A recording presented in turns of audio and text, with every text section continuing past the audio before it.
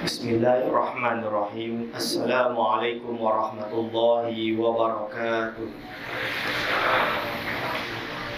Alhamdulillahi rabbil alamin. Assalatu wassalamu ala asyrafil anbiya'i wal mursalin wa ala alihi wa ashabihi ajma'in.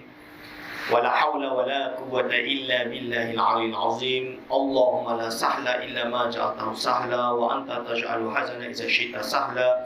Rabbi shrah li sadri wa yassir li amri wahlul 'uqdatam min lisani yafqahu qawli, amma ba'du. Pada yang dihormati Tuan Nazir, surau yang saya kasihi, pada segenap asatizah, para alim ulama, para a'immah, wabil khusus kepada guru kami Fadilatul Ustaz Abdul Rashid Akif dan juga adiknya, pada segenap para alim ulama dan hadirin wal hadirat hafizakumullah.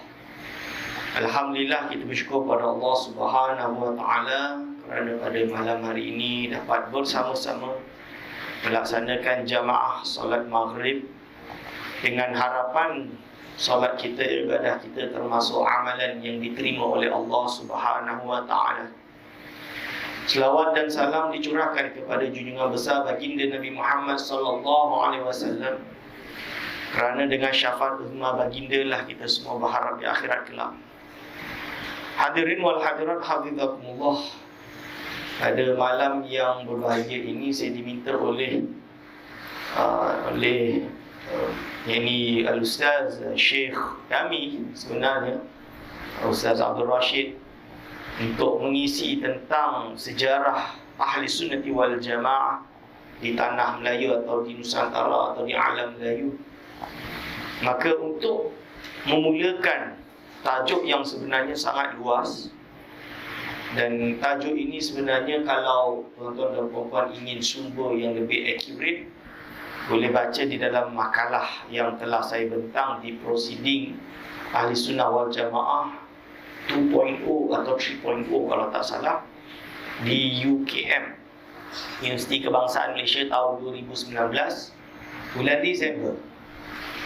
Maka segala apa yang telah saya jelaskan di sana ini saya ringkaskan dalam bentuk ucapan dan pengajian pada malam hari ini, dengan harapan insya-Allah ia menjadi ilmu yang bermanfaat, terutamanya kepada keluarga dan juga sahabat dan ahli kerabat yang berada di daerah Melaka yang saya kasihi ini. Hadirin wal hadirat hafizakumullah, pertama sekali yang perlu kita jelaskan dulu adalah definisi Ahli Sunnah wal Jamaah. Kerana apa? Kerana istilah Ahli Sunnah wal Jamaah ini adalah Al-Wisam Al-Zahabi. Wisam Zahabi itu maksud dia jenama emas. Kerana apa? Manusia di mana-mana pun berada, tidak ada yang ingin mengatakan produk dia adalah nombor dua. Ibarat ada orang menjual kicap, tak ada yang mengaku kicap dia kicap nombor 2, kicap orang tu nombor 1, tak ada. Semua mesti mengaku I am the best, mine is the best. Kicap saya nombor 1, kereta saya terbaik, kedai saya termurah, semuanya nombor 1. Tidak ada yang nak mengaku dia nombor 2, nombor 3 dan nombor 4. Maka dalam hal definisi Ahli Sunnah wal Jamaah, begitu juga orang merebutkan nama Ahli Sunnah wal Jamaah. Tak payah susah-susah, tak payah jauh-jauh, di Malaysia saja. Ustaz, kumpulan ni hantam Ustaz, dia mengaku Ahli Sunnah wal Jamaah. Ustaz pula mengaku Ahli Sunnah wal Jamaah. Yang tu pula hantam dua-dua pun mengaku Ahli Sunnah wal Jamaah. Hari ini Syiah yang jelas-jelas berbeza dengan Ahli Sunnah wal Jamaah pun mengaku Ahli Sunnah wal Jamaah, tuan-tuan. Kalau di sana dia tak mengaku Ahli Sunnah, dia orang kata Ahli Sunnah wa Ahlul Bait. Dia tak panggil Ahli Sunnah wal Jamaah, Ahlul Baiti wa Ahli Sunnah, dia panggil itu. Bukan dengan makna macam tu, dengan makna mereka mencintai Ahlul Bait. Ini alasan dia. Tapi di Malaysia jadi Ahli Sunnah juga, kerana tidak ada yang nak mengaku terkeluar dari Ahli Sunnah wal Jamaah. Kerana kalau terkeluar daripada Ahli Sunnah wal Jamaah, maka dia dianggap sebagai ajaran sesat lah, menyeleweng lah dan lain-lain. Untuk menjelaskan definisi Ahli Sunnah wal Jamaah, Kalau saya kata ahli sunnah jemaah macam ni, seorang kata itu tak ada beza dengan ustaz yang lain. Maka kita jelaskan secara metodologi usul. Kita panggil dalam usul fiqh ataupun dalam usuluddin, hatta fi usuluddin. Ada satu istilah di mana kita panggil dengan mustalahat atau lafaz-lafaz yang digunakan sebagai suatu istilah, pengistilahan. Ini dalam ilmu usul fiqh dikenal dengan istilah ta'rif, definition. Jadi kalau kita belajar apa-apa pun, semua kita akan belajar definisi. At-ta'rif bi ahli sunnati wal jamaah. Definisi ahli sunnati wal jamaah. Lebih kurang macam tu. Bagaimana Islam, tradisi Islam menyikapi untuk mendefine ahli sunnah wal jamaah, mendefinisikan ahli sunnah wal jamaah. Bagaimana cara dia? Jadi di dalam syariat, di dalam usul fiqh, ulama mengajarkan kita bahawa setiap kalimat apabila kita hendak meletakkan ta'rif, dia kena kembali kepada konteks dan wadi' dia. Konteks bidang apa dan wadi' dia, iaitu siapa yang meletakkan definisi tersebut dan kembali kepada yang meletakkan. Jadi bukan suka-suka. Hari ini ada orang suka-suka letak definisi. Kalau di Indonesia dulu, kawan-kawan saya di kalangan Islam liberal, jadi mereka agak besar, golongan intelektual, ada master, PhD, pakai tie dan lain-lain, tersebar di universiti-universiti Islam di Indonesia. So mereka berhujah dengan saya bahawa solat ini yang mewajibkan ini ulama, bukan Allah, bukan Rasul. Solat 5 waktu. Saya kata, macam mana boleh kata macam tu? Dia kata, cuba ente buka dalam Al-Quran. Bagi saya satu aja ayat yang Allah SWT wajibkan solat 5 waktu. Ya memang tak ada. Kan kalau kita baca buka Quran, tidak ada. Tapi dalil dia yang dipakai oleh ulama, selain dalil mutawatir, ma huwa ma'lum min ad-din bid-darurah, dan hadis yang sahih kisah tentang waktu solat diriwayatkan oleh Imam Bukhari, waktu solat nanti.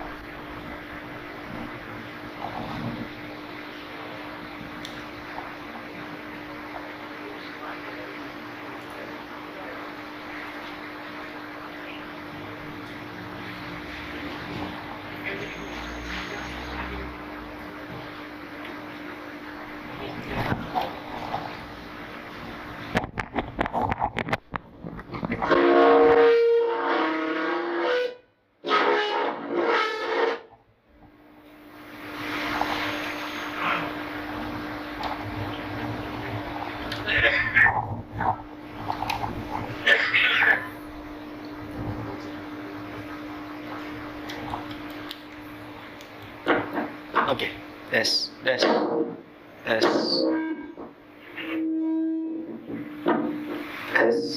Okay, insyaAllah. Bismillahirrahmanirrahim. Dah macam masuk hospital, banyak kabel.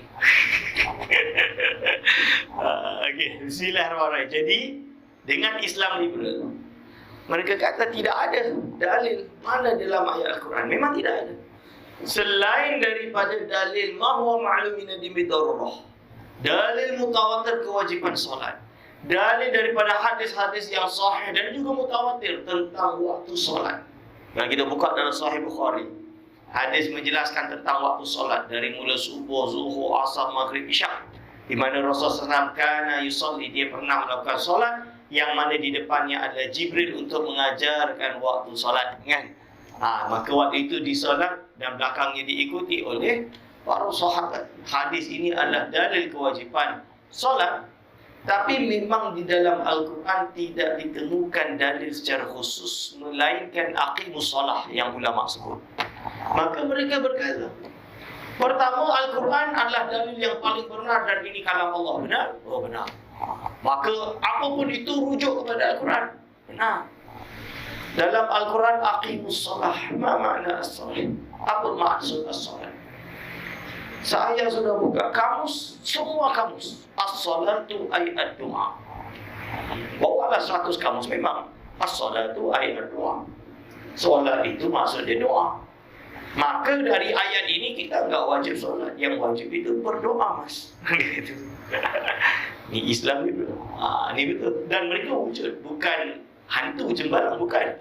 Memang betul-betul wujud dan berhujah seperti itu.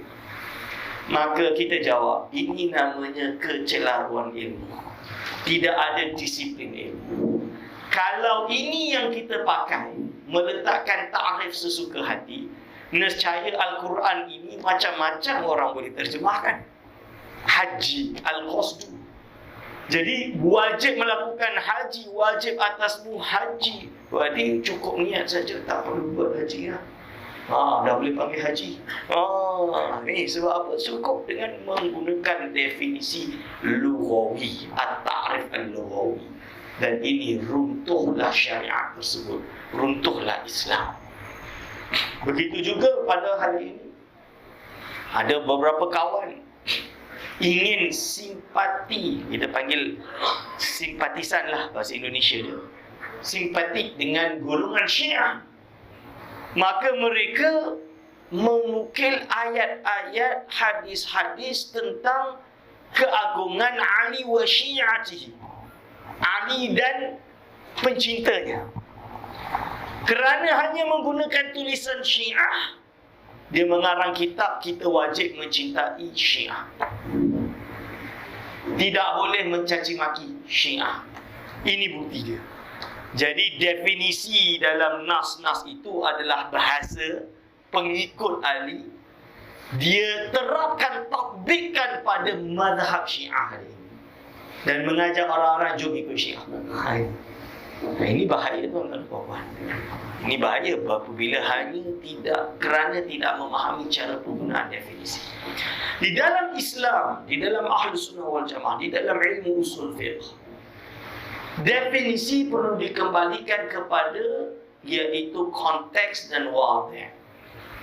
Apabila kita berbicara tentang Ahlus Sunnah wal Jamaah, berarti ini perbahasan akidah dan usuluddin, atau kita sebut dengan manhaj Islam, tafkir atau al-fikru al-islami. Dia adalah ideologi. Berarti dia tidak boleh difahami hanya sekadar bahasa tanpa ada usul letak dia. Secara wadih dia, kalau solat secara istilah syar'i, kita panggil definisi syar'i dia. Dia ada hakikat syar'iyah, dia ada urfil am, ada urfil khas, ada lughawi. Tapi as-salat, aqimus salah, ulama memahamkan as-salat dengan makna iaitu hakikat syar'iyah, diibaratkan sebagai ibadatun mubtada'un ibadatun makhsusatun mubtada'atun min takbiratul ihram mukhtatamatun bit taslim. Ibadat yang tertentu yang dimulakan dengan takbiratul ihram dan ditutup dengan salam. Itu definisi salat secara syar'i. Maka di dalam Ahlus Sunnah wal Jamaah kita tidak ada nusus dalam hadis maupun Quran yang menyatakan Ahlus Sunnah wal Jamaah. Tidak ada. Apabila tidak ada, maka dia kembalikan kepada wadih yang terawal. Wadih yang terawal adalah di kalangan ulama-ulama yang mana mereka ini mengikut sunnah Rasulullah SAW, mengikut para sahabat dan tabi'in dan tabi'in, yang mana dirumuskan oleh orang pertama atau termasuk generasi terawal yang merumuskan ahli sunnah, yaitu Al-Imam Abu Hasan Al-Ash'ari, meninggal tahun 324 Hijriah. Al-Imam Abu Mansur Al-Maturidi, meninggal tahun 330 Hijriah. Dan Al-Imam Ja'far At-Tahawi, meninggal tahun 320 Hijriah. Ketiga-tiga ulama ini meninggal di kurun pertama atau kurun awal 4 Hijriah. Berarti mereka termasuk salafus soleh kerana mereka sempat hidup di 3 kurun yang pertama, walaupun di akhir 3 kurun ketiga. Buktinya, Al-Imam Abdul Hasan Al-Ash'ari, dia ada mengarang sebuah kitab berjudul Risalatun ila Ahli Thaqr. Kitab tersebut nama lainnya adalah Risalah Ahli Sunnati wal Jamaah. Di dalam manuskrip, kalau cetakan Mesir yang cetakan Maktabah Azhariyah, di depannya adalah Ahli Sunnah wal Jamaah. Khilaf dia punya paging dia. Hadirin wal hadirat hafizahullah, di dalam kitab ini Imam Abdul Hasan Ash'ari akan memula kata-katanya dengan qala ahli sunnah wa 'inda ahli sunnati. Tanda sebagai dia menamakan, membrandkan mazhabnya sebagai ahli sunnah wal jamaah. Al-Imam Abu Ja'far At-Tahawi misalnya, dalam kitabnya yang terkenal Risalah atau Aqidah Tahawiyah, nama lainnya adalah sebenarnya Risalati Ahli Sunnati wal Jamaah. Ini. Dan juga Imam Abu Mansur Al-Maturidi dalam kitabnya Usuluddin. Berarti jenama Ahli Sunnah wal Jamaah berada pada awal tersebut. Ini dipanggil dengan wadih. Maka kalau wadihnya kembali kepada tiga tokoh ini atau yang mengikuti jalannya, tidak boleh hari ini ada orang yang bercanggah dengan tiga imam ini maupun zatnya ataupun madhabnya, tiba-tiba nak curi nama atau laqab ataupun istilah gelar ahli sunnah wal jamaah dan klaim dialah ahli sunnah wal jamaah. Kerana apa? Kerana ini adalah namanya semua orang boleh mendakwa, tapi secara metodologi, terminologi Islam, maka ia tidak boleh diterima kerana penggunaan istilah tersebut adalah tidak pada tempatnya. Hadirin wal hadirat hafizahullah, bagaimana sejarah ahli sunnah wal jamaah ini didapatkan seperti itu?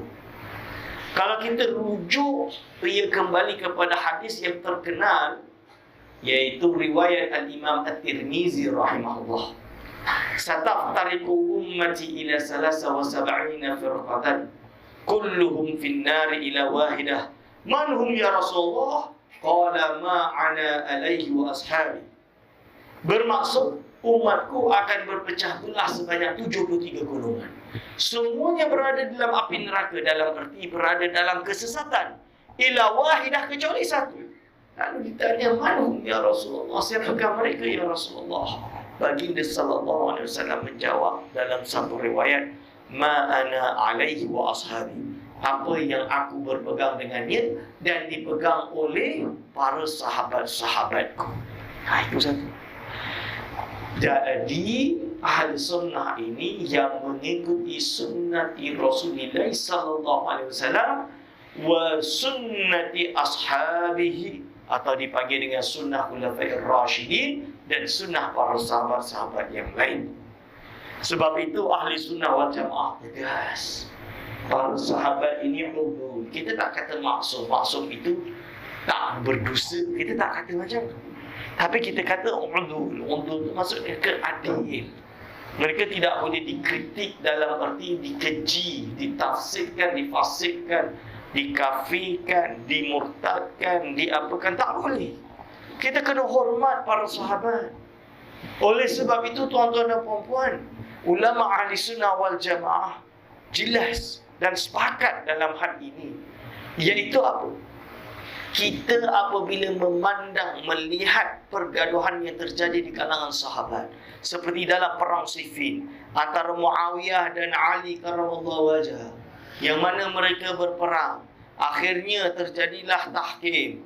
Bila terjadilah tahkim, maka keluarlah dari barisan Ali yang bernama Khawarij, iaitu golongan ekstremis. Dia membunuh Ali dan dia membunuh Muawiyah tapi tak dapat. Ini kisah dia. Dan golongan Khawarij ini terkenal mengkafirkan orang lain. Kerana apa? Mereka berpegang pada ayat wa man lam yahkum bima anzalallahu fa ulaika humul kafirun. Barang siapa yang tidak berhukum dengan hukum Allah, maka dia telah kafir. Habislah orang yang tak sebut dengan demo, semua dianggap tidak berpegang dengan hukum Allah, semuanya kafir. Belaka, habis. Wassalam. Ini bahaya, tuan-tuan.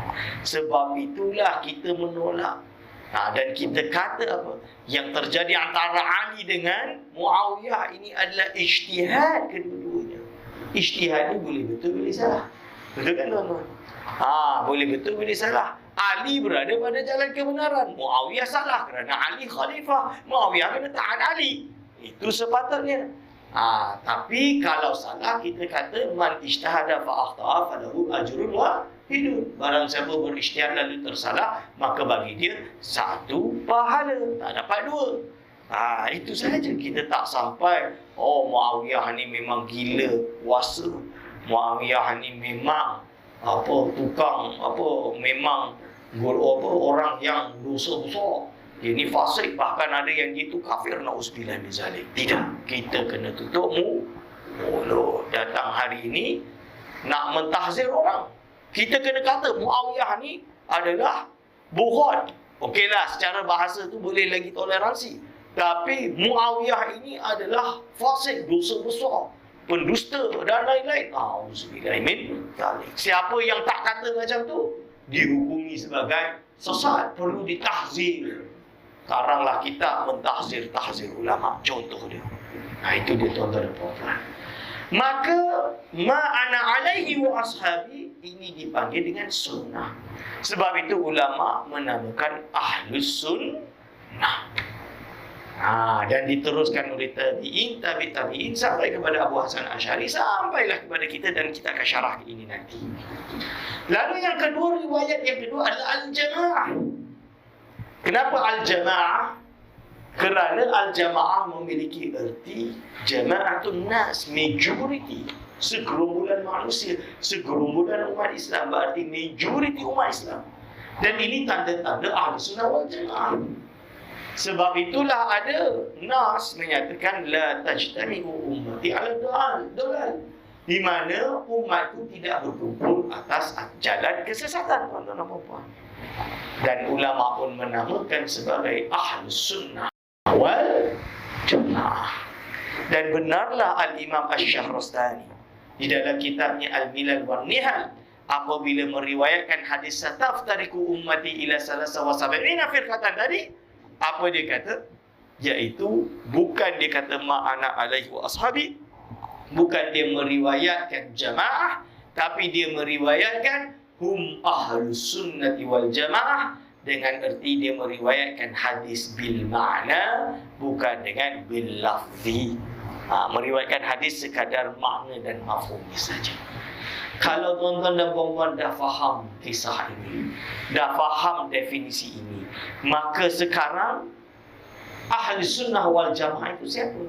Tidak lain tidak bukan adalah yang mengikuti Al-Imam Abul Hasan Al-Asy'ari, Abu Mansur Al-Maturidi, atau Ja'far At-Tahawi.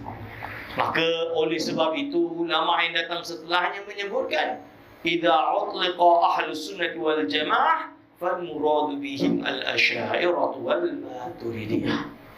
Hadirin wal hadirat hafizahullah, datang pula syubhah hari ini. Hari ini kat Malaysia ni ada syubhah baru. Ustaz, kita memang ikut Al-Imam Abdul Hasan Al-Asy'ari, tapi kita tak ikut ulama Asy'ariyah macam Ustaz dan kawan-kawan Ustaz.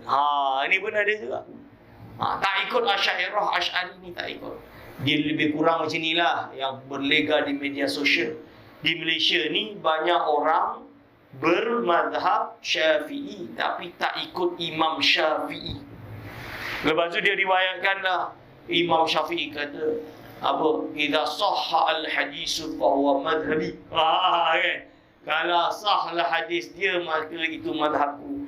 Kalau hadis dia tak sah, kau lemparlah. Hadis tersebut, contoh dia macam tu.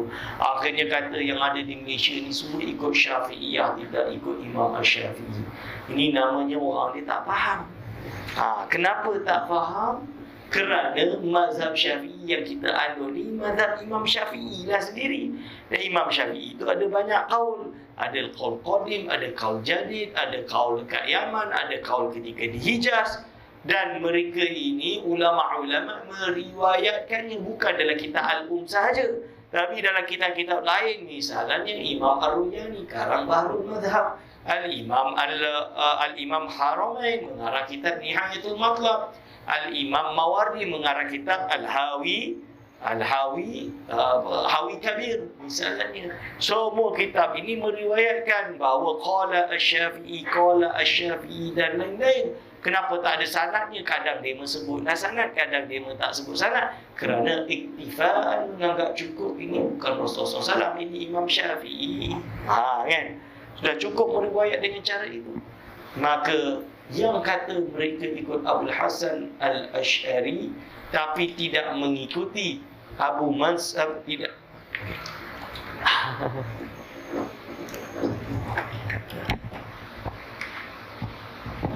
Bismillahirrahmanirrahim. Yang kata bahawa mereka ikut Al-Imam Abul Hasan Al-Asy'ari tidak mengikut Asy'ariyah, ini juga batil. Kerana apa? Kerana mereka kata Abul Hasan Al-Asy'ari ada 3 fasa hidup.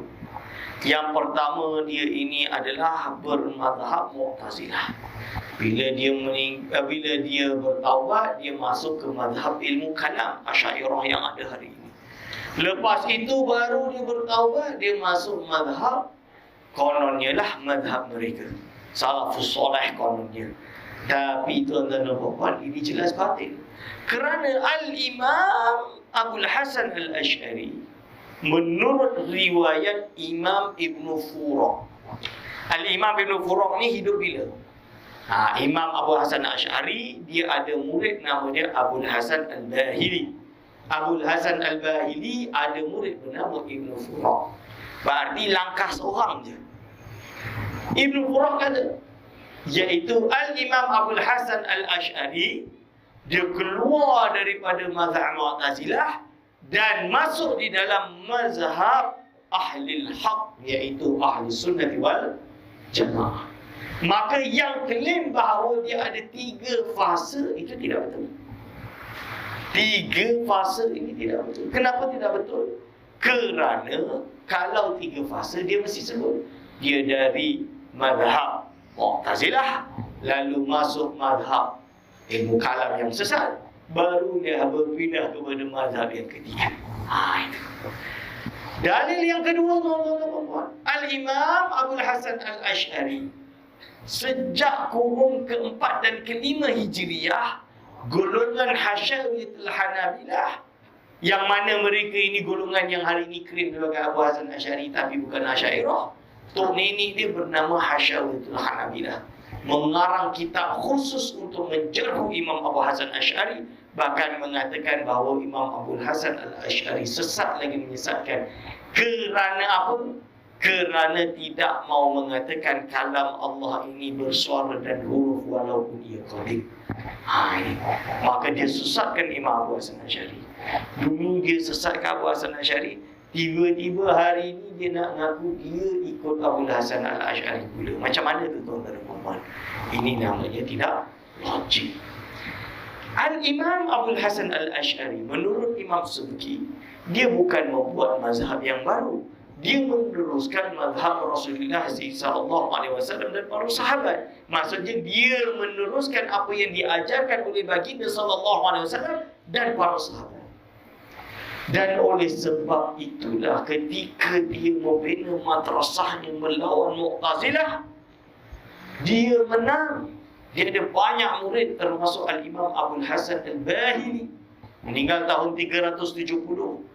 Imam Abul Hasan Al-Bahili memiliki murid bernama Al-Ustaz Abu Ishaq Al-Isfarayini, meninggal tahun 418. Lalu Abu Ishaq Al-Isfarayini, dia memiliki murid bernama Abul Qasim Al-Isfarayini, iaitu anak dia sendiri, meninggal tahun 452. Dan Abul Qasim Al-Isfarayini memiliki murid yang hebat, iaitu Imamul Haramain Al-Juwaini, guru kepada Imam Al-Ghazali rahimahullah. Imamul Haramain Al-Juwaini yang mengarang kitab banyak dalam akidah. Dia karang kitab Asy-Syamil fi Usuluddin Ushul. Dia kecilkan yang bernama dengan Al-Irsyad, dikecilkan lagi dengan bernama Aqidah Nizamiyah, dikecilkan lagi bernama Lum'atul Adillah. Kitab Al-Imam Imamul Haramain atau Al-Juwaini. Imamul Haramain Juwaini adalah guru kepada Imam Ghazali. Dia memiliki murid lain bernama Abul Qasim Sulaiman atau Salman Al-Ansari, meninggal tahun 511. Al-Imam Al-Ghazali meninggal tahun 505 Hijriah. Mereka menyebarkan ahli sunnah wal jamaah merata dunia, tersebar, sampaikan di daerah Samarkand, Iran, Iraq. Dipanggil dengan ma, iaitu apa yang ada wara'an nahri atau yang datang sebelumnya juga, iaitu yang berada di Irak dan lain-lain.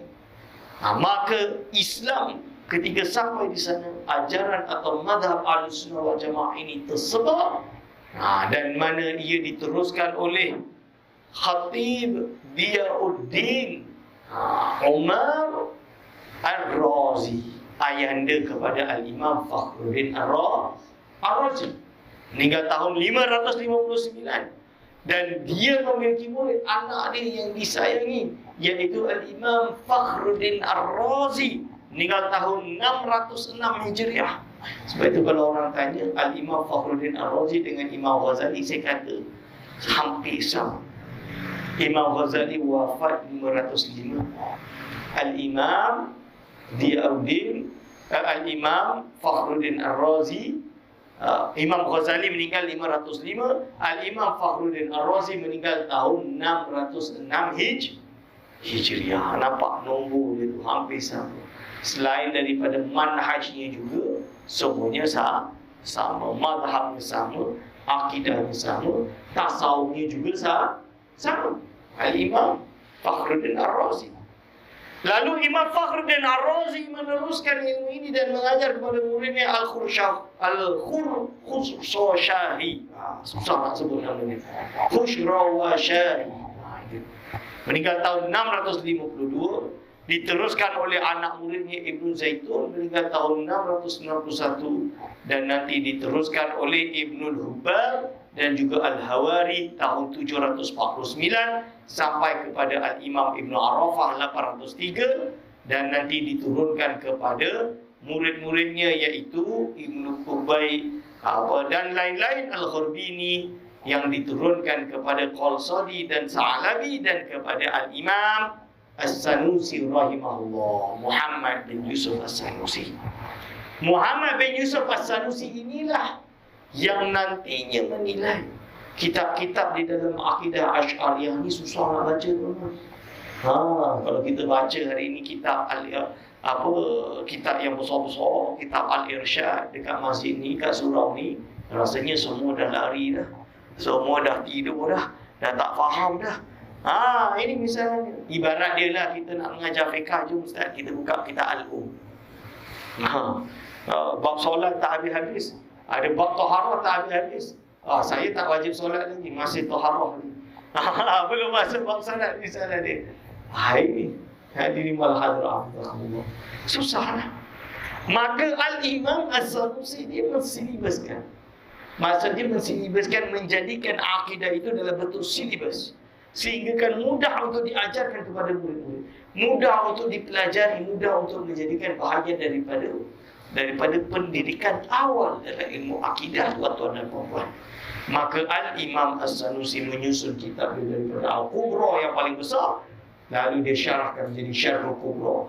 Dia kecilkan Kubra menjadi Al-Wusta, lalu disyarahkan Wusta menjadi Syarhul Wusta, lalu dia kecilkan lagi menjadi Sughra, lalu disyarahkan Sughra menjadi Syarhul Sughra, lalu dikecilkan lagi menjadi Sughra, dan lalu dia mengkecilkan lagi menjadi Sughra, dan juga Mufidah, dan akhirnya beliau meletakkan kitab Al-Muqaddimat sebagai kamus ilmu kalam untuk memahami ilmu kalam dengan istilah-istilah tersebut, dan disyarahkan bernama Syarhul Muqaddimat.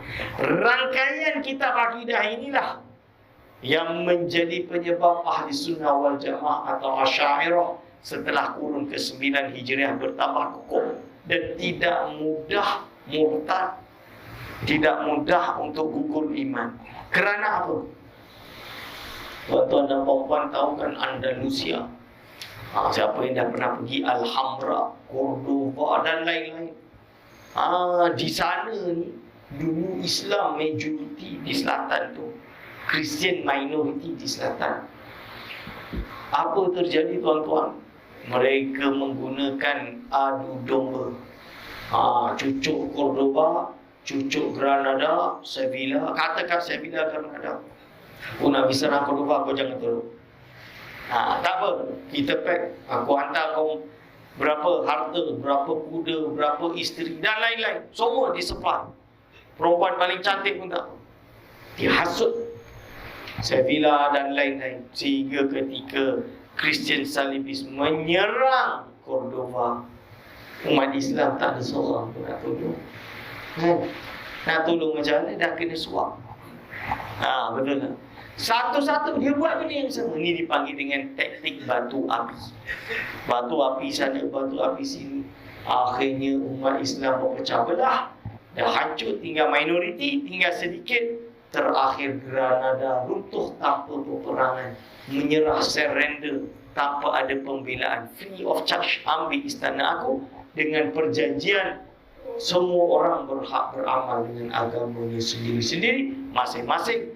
Tapi apa yang terjadi tuan-tuan dan puan-puan? Ternyata lepas 2 tahun Treaty of Granada dihapuskan. Semua umat Islam wajib masuk Kristian Katolik. Kalau tak masuk Kristian Katolik, get lost. Pilih mana? Get out atau murtad. Tidak sedikit yang murtad, banyak yang murtad. Rumah-rumah orang yang setia dengan Islam dan tidak murtad dan lari pergi ke Maghribi dan negeri-negeri di Afrika sana, rumah mereka diambil oleh golongan Kristiani dan diduduki sampailah hari ini. Bayangkan tuan-tuan dan puan-puan hadirin wal hadirat, hafizahullah. Dan berkat akidah Imam Sanusi, apabila tersebarnya kolonialisme, golongan Spanyol ini berusaha untuk merubah akidah umat Islam. Mereka tak mampu kerana silibus Imam Sanusi sudah kuat di dalam hati mereka. Hujah-hujah mereka nak hujah lawan kecil, mudah untuk menjawab golongan-golongan yang sesat ini. Maka Al-Imam As-Sanusi berjasa kepada kita. Dan setelah itu diteruskan tradisi ilmu kepada beberapa ulama. Sampailah ilmu itu kepada Syekh, iaitu kalau tak salah Syekh Hasan Al-Falimbani kalau tak salah.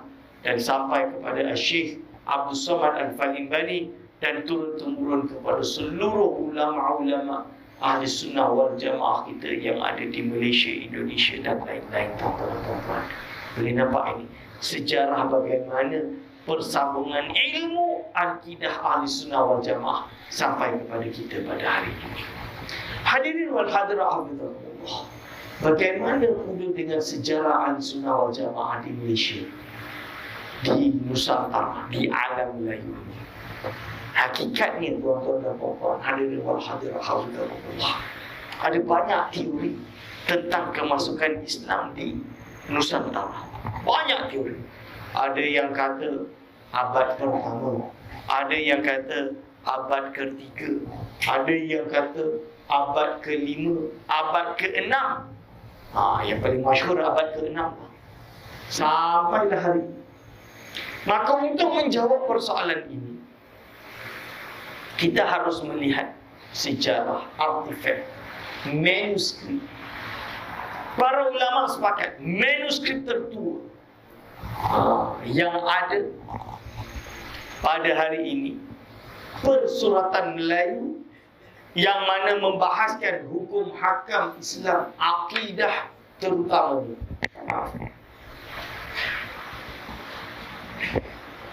Akidah terutamanya adalah manuskrip yang telah ditahqiq oleh salah seorang ulama besar di Malaysia, yaitu Profesor Naqib Al-Atas, Profesor Said Muhammad Naqib Al-Atas. Beliau menulis sebuah buku berjudul The Oldest Known Manuscript in the Malay World, iaitu manuskrip tertua di alam Melayu. Apabila dibuka, ia adalah merupakan akidah, matan akidah An-Nasafiyah, yang mana ada makna gandul. Kalau bahasa Indonesia kita panggil makna gandul. Gandulnya apa? Gantung. Makna bergantung. Lebih kurang macam tu. tulisan Arab Melayu.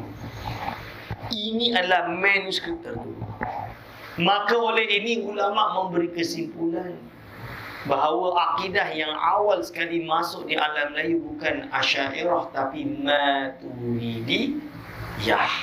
Dan logiknya seperti betul kerana apa? India adalah golongan Ahnaf yang mengikuti mazhab Maturidi dan Naqidah Nasafiyah ini adalah mazhab Maturidi, maka dia synchronize, dia hampir sama.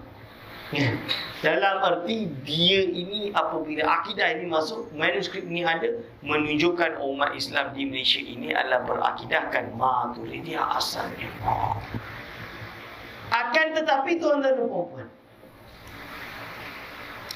kita ada tokoh hebat bernama Sunan Bonang.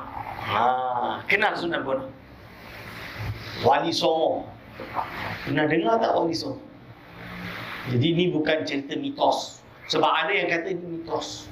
Wali Songo itu mitos. Itu bukan mitos. Kerana keturunan dia ada. Bukan sedikit, banyak. Sanad dia ada. Manuskrip dia ada. Sunan Bonang, dia ini memiliki sebuah tulisan atau beberapa tulisan yang mana ditulis dalam bahasa Jawa Kawi. Sunan Bonang. Sunan Bonang ini, dia ini pernah menuntut ilmu di Mesir. Sunan Bonang, ya. Pada waktu itu, ya.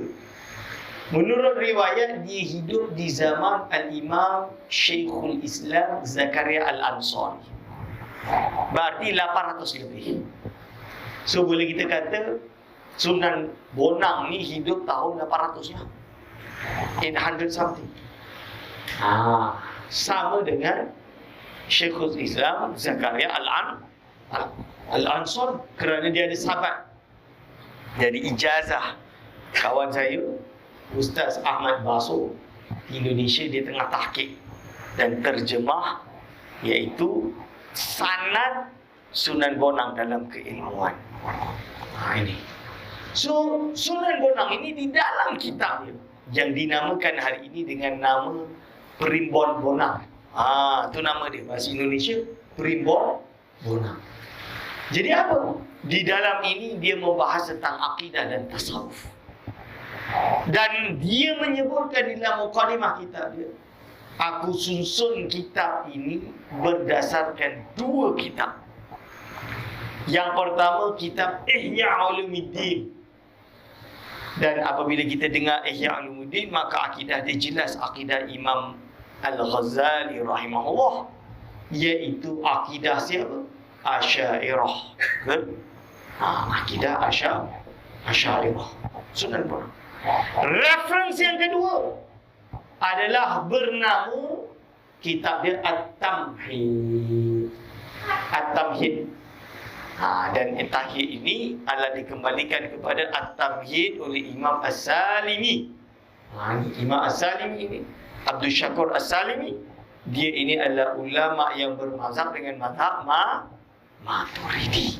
Berarti kita boleh katalah memang kemungkinan tak pasti, yakin kemungkinan besar akidah yang pertama masuk di alam Melayu adalah akidah Maturidiyah. Barulah nanti tentang kemudian Al-Asy'ariyah. Hadirin wal hadirat hafizakumullah. Al-Imam As-Sanusi rahimahullah memiliki kitab Ummul Barahin. Ummul Barahin ini kitab yang penuh barakah. Penuh barakah ni macam mana penuh barakah? Bayangkan di seluruh dunia semua pakai kitab Ummul Barahin. Semua menterjemahkan Ummul Barahin ke dalam bahasa mereka masing-masing. Kalau kita pergi ke Maghribi, kitab akidah dia Ummul Barahin sebagai salah satu silibus. Dia panggil dengan marhalah sanusiyah. Kalau kita pergi ke Indonesia, ada macam-macam terjemahan. Ada terjemahan bahasa Jawa, ada terjemahan bahasa Indonesia, ada terjemahan bahasa Madura dan lain-lain. Berarti kitab Al-Imam As-Sanusi ini penuh barakah, tersebar di seluruh dunia. Dan bukti dia, negara yang dijajah oleh golongan barat yang menggunakan taktik Konsistista tadi, kan, untuk menyebarkan kristenisasi dan lain-lain. Jadi kristenisasi, missionaries. Semua negara yang mereka pergi akan berubah agama mereka menjadi Kristian. Contoh dia Filipin. Filipin didatangi oleh missionaries dan menjadi Kristian. Akan tetapi negara yang disinggah oleh kita, Imam Sanusi yang bernama Ummul Barahin dan lain-lain, alhamdulillah hari ini, sampai hari ini masih kekal Islam. Kerana akidah ini membentuk karakter orang yang mengaji dengan berhujah, berakidah dengan sandaran hukum akal, dengan logik, dengan sandaran hukum akal, dengan sandaran logik yang nyata, dengan sandaran metodologi yang jelas. Oleh sebab itu, ulama Melayu tidak ketinggalan. Salah seorang ulama besar daripada Kedah yang kita tidak tahu biografi dia, tapi nama dia Qadi Amin Al-Qadahi. Qadi, dia seorang kadi. Nama dia Amin Al-Qadahi, datang dari Kedah lah. Datang dari Kedah. Maka dia ada terjemahan kitab Ummul Barahin, yang mana manuskrip tersebut kembali seawal, iaitu kurun kedua Hijriah. Ke-12, kurun ke-13 Hijriah. 12 something, 12 something. Ya, kurun ke-13 Hijriah. Di mana manuskrip itu hari ini disimpan di Perpustakaan Negara Malaysia. Itu adalah terjemahan Ummul Barahin yang awal. Berarti tuan-tuan dan puan, ulama ahli sunnah wal jamaah di alam Melayu dari dulu memang berpegang dengan pegangan akidah ahli sunnah wal jamaah yang dibawa oleh Imam Sanusi, iaitu dibawa oleh Al-Imam Abul Hasan Al-Ash'ari rahimahullah. Oleh sebab itu, kita boleh rujuk wasiat Al-Imam atau Syekhul Islam Malaya yang bernama Syekh Abdullah Fahim. Apa dikata-kata Syekh Abdullah Fahim? Dia kata, tuan-tuan sedia maklum beratus-ratus tahun bahawa orang bangsa Melayu Semalaya ini dari peringkat ke bawah hingga peringkat ke atas, awam-awam, qadi-qadi, ulama-ulama, menteri-menteri hingga raja-raja sekalian, mereka itu bermazhab dengan mazhab Al-Imam Asy-Syafi'i secara ijma'an. Berarti kita memang dari dulu sampai sekarang semuanya bermazhab dengan mazhab Syafi'i. Tak ada mazhab Hanafi kat sini, walaupun kita dekat dengan India sekalipun. Tidak ada. Ini. Lalu dia kata, yahrumu kharqul ijma'. Diharamkan menyalahi ijma'. Ambil mereka itu hukum-hukum fiqh Syafi'i daripada kitab Tuhfah dan kitab Nihayah Tuhfatul Muhtaj Imam Ibn Hajar Al-Haytami, Nihayatul Muhtaj Al-Imam Ar-Ramli. Maka dia kata Nihayah hingga kitab Al-Um dan mukhtasarannya, iaitu mukhtasar Al-Juwaini tadi, mukhtasarnya dan terjemahnya kepada bahasa Melayu seperti Sabilal Muhtadin, Bughiyatul Tulab dan Matla'ul Badrain dan lain-lain. Itu kitab yang kita jadikan sumber di dalam ilmu fiqh Syafi'i di alam Melayu. Dalam Usuluddin, atas perjalanan Al-Imam Abul Hasan Al-Ash'ari. Jadi siapa? Al-Syekh Abdullah Fahim dah kata dah, akidah kita atas jalan Abul Hasan Al-Ash'ari. Diambilkan daripada syuruh dan hawashi Ummul Barahin. Berarti kitab Ummul Barahin dilabelkan, kan?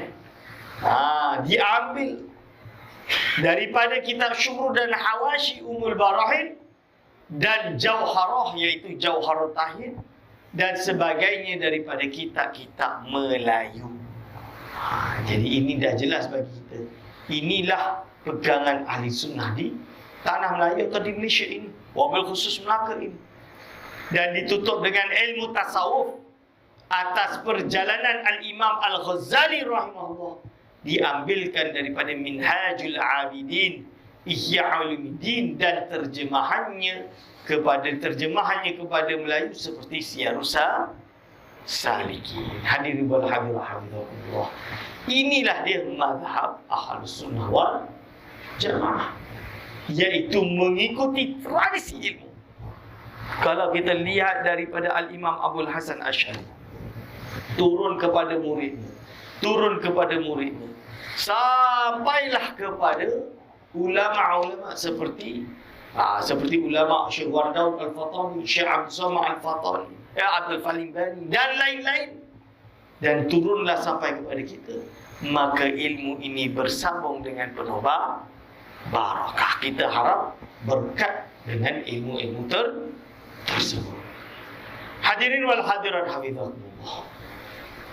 Oleh sebab itu, menurut kajian saya, ada lebih daripada 7 kitab Melayu yang ditulis sebagai terjemahan dan syarah kepada akidah Ummul Barahin. Kalau kita rujuk, kita akan menemukan kitab, sebuah kitab, Allahumma salli ala Sayyidina Muhammad. Ada satu nama kitab tu, syarah kepada Ummul Barahin, siapa? Syekh Nawawi Banten tu. Al-Imam Nawawi Banten, nama kitab dia Zari'atul Yakin.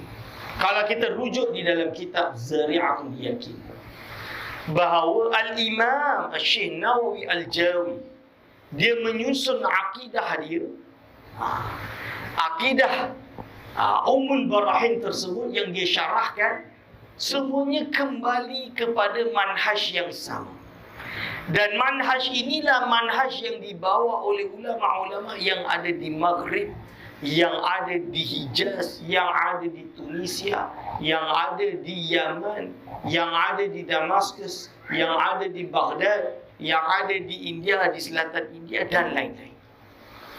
Sebab itu Syekh Nawawi Al-Jawi juga dia memiliki sebuah syarah kepada Tartibul Hikam yang dikarang oleh ulama India. Jadi satu ulama India dia mentertibkan hikam, lalu yang mensyarahkannya adalah Syekh Nawawi Al-Jawi.